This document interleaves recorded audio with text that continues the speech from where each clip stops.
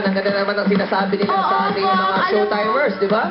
Yun ang gusto kong i-add actually eh. Kasi manalo man ang matalo sila, at least meron silang message na pinapadala. Kasi syempre kahit paano alam natin na Mother Earth is angry with us. So I think it's about time magkaroon tayo ng social awareness on how we can take care of Mother Earth. Kaya nga pasok na pasok ka sa kanilaan. Tingnan mo yung short mo, saka sa kanila, bagay na bagay. Yes, bagay ang short. Ngayon, ang tanong ko sa inyo, ano ba kayo? Halaman o lumot? Taligay rito guys, sino pwede mong sumagot sa inyo? Kasi tatanong ko lang, ito bang outfit nila ngayon? Nagpintura kayo? Saan kayo? Sa bahay pa lang kayo? Nagpintura? Tapos punta kayo dito? O dito na lang? Dito na. Pintura. Dito na lang. So, paano nyo tatanggalin yan pagkatapos? Maliligo po. Saan kayo maliligo? Sa bahay po. So, paano yun? Sa bahay mo, na dito lang? Tiga Pampanga ba naman? Oo, di uwi ka na kaganyan. Okay, Kuya Kim! Tsaka alam mo, balik na tayo dito sa ating mga contestants. No? Yung mga nasa likod kanina, nakakatuwa. Kasi ngayon, di ba dati, hindi sila nakikita sa camera. Ngayon nakikita sila. Nung tinawag ko sila, di ba usually, hindi, ayaw. Sabi na, pagtawag sa kanila, sabi nung isa, Yes! ayun, tama. Ayan, no? Nakita yun. Happy sila na makakita sa camera talaga. Okay, ito ba, mga happy to ating mga hurado. Okay, the professor, Andrew. Thank you, Bong, and welcome back, Anne, for today's showtime. Sa Madlang People, magandang umaga na napakataas ng energy.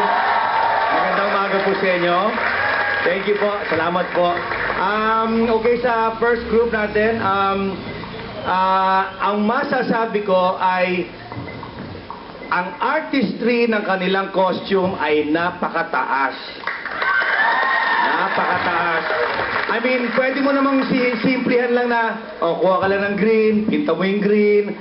Pero yung may mga ugat-ugat pa, that's too much, that's too much. Okay yun, okay yun. Okay.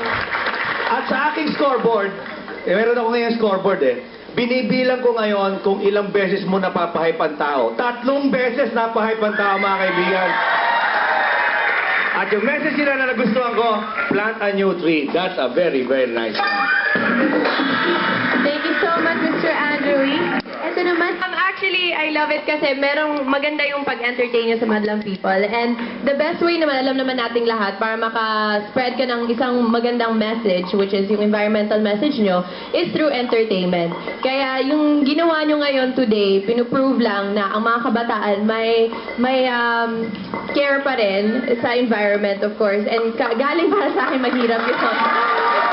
Mahirap talaga i-convince yun. At alam niyo, saludo ako sa inyo talaga ngayon. I didn't think na may magpo-perform ng environmental something here sa Showtime, pero you proved me wrong at dahil dyan, itong score niyo.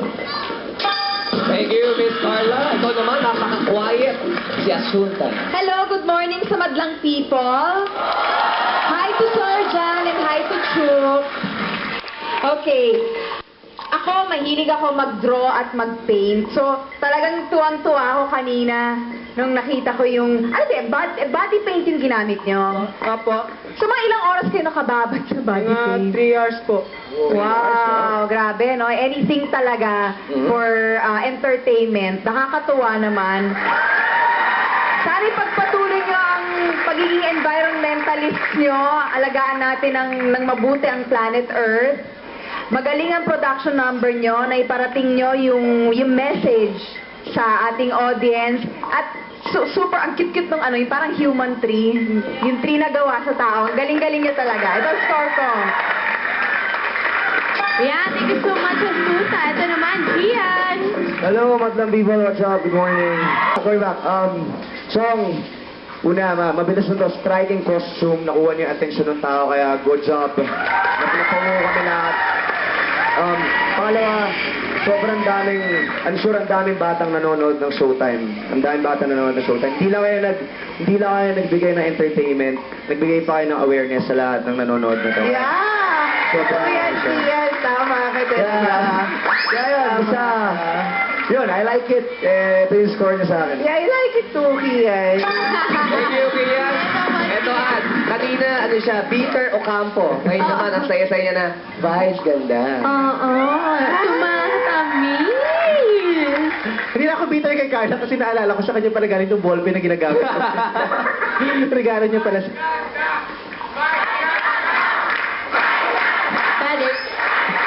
Bakit? Abay, guys. Hoy, pero mas maganda sa akin yung bading na nandoon, Oh. At tuwang-tuwa ako sa iyo na pinangalandakan mong bakla ka at hindi mo sinabing babae ka. Tama yan. Maganda ka. Pero maganda rin yung bakla na nasa likod niya, Ayun, diba? yun. Oh. Yung totoo. Paano nagkaroon ng baklang tuna?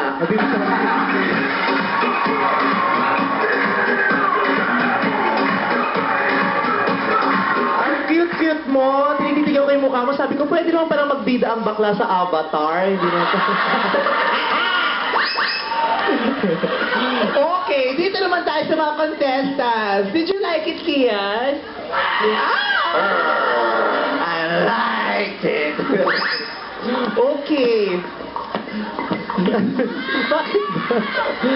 Okay, yung konsepto, lahat naman tayo na-appreciate natin yung konsepto. Napakaganda ng konsepto at ng mensaheng gusto nyong ipabahagi sa aming lahat. Pero napansin ko lang, wala namang yatang kinalaman yung konsepto dun sa sinayaw ninyo. Diba, bukod dun sa simula na may pagtatabas ng puno at yung tugtog na sana'y di magmaliw. Maganda yung mensahe na sana wag mawala ang gubat. Pagkatapos nung sumayaw na kayo, nasa na yung konsepto? Saan napunta? Kasama na rin na pinutol ng puno? Yung totoo, saan napunta ang konsepto? Sando, may sagot ba kayo? Naputol po. Naputol! Aminado sila, naputol daw. Kaso iba na yung konsepto pagkatapos maputol. Sana bigla nag-change na rin kayo ng outfit, ng costume. 3 hours kasi daw eh. Pero ano ba yung costume no? Ano ka ba? Puno? Ano ka? Puno po, Puno?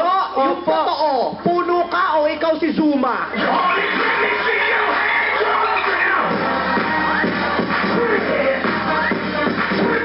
Yung nasa likod mo pa, nakakaloka. Siya lang ang natatanging may bulaklak sa katawan. Yung nasa likod niyan, Paano ka nagkaroon ng bulaklak? Yan dumis mong yan, may tumubong bulaklak.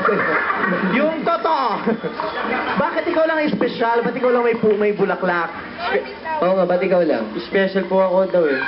Bakit nga? Ba't ikaw napiling ng espesyal? Center po daw ako. Center. Pero nakakatuwa, ang pinaka napansin ko, yung nasa likod, Sino? yung nakasombrero. Halika ka. Ang gwapo. Yeah. Yung totoo, ba't hindi na lang ikaw nag-perform, ba't silang nilagay mo sa likod? Hindi, ayaw mo mapinturahan, no? Ayaw mo mapinturahan? Hindi, ako nagpintura sa kanila. Talaga? Effort, team effort. Iba na talaga ang dating sa akin ng mga lalaking may shade. May pinapa-request si OG Diaz. Pwede ba tanggalin mo yung shades mo? Para makita raw yung kagwapuan mo na. Puyat to eh, puyat. Puyat daw. Kaya, Disclaimer sa... nakakatuwa rin yung mama sa likod, yung nakaitim. Ito, halika mo yan. Oo. Kala ko naliligaw to. Manong! Aminin mo sa akin, yung totoo, ba't ganyan ang damit mo? Kaga-graduate mo lang.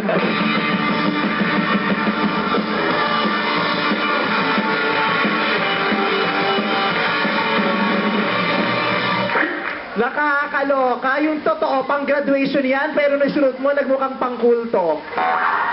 Ha? Pero hindi, bagay ka sa konsepto. Diba? Mabahaba yung buhok mo, diba? Tapos, syempre, pag may gubat, may katulad mo, ermitanyo.